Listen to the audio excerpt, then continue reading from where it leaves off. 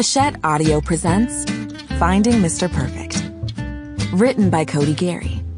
Read by Henriette Zoutomou.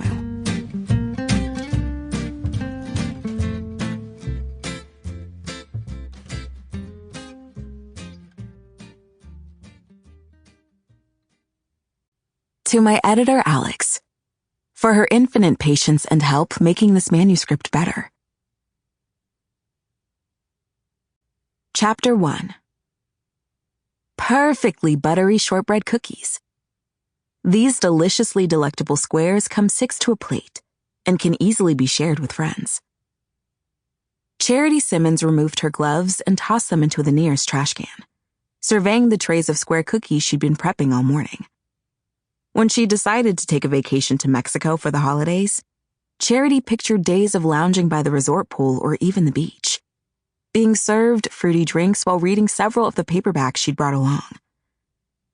She'd done that every afternoon during her stay, after getting up early and making her way over to the large industrial kitchen to help prepare breakfast pastries and sweet treats for the resort guests. It was ironic that a baker from the U.S. would go on vacation to relax and recharge, only to offer herself up as tribute like Katniss Everdeen in the Hunger Games, when she overheard hotel staff talking about losing their pastry chef the day after Christmas. She'd been by the pool at the time, trying to focus on a psychological thriller, and her ears perked up at the mention of baking. Thanks to 3 years of Spanish in high school and a year in Spain after college, Charity was proficient enough to catch the gist of the rapid-fire conversation between the manager and her assistant. She'd stood up and approached them, offering her assistance during her stay or until they managed to find a replacement. It had taken some convincing, but the manager accepted her help. She hadn't slept in late a single day, but that was what naps were for. Besides, relaxing wasn't exactly Charity's MO.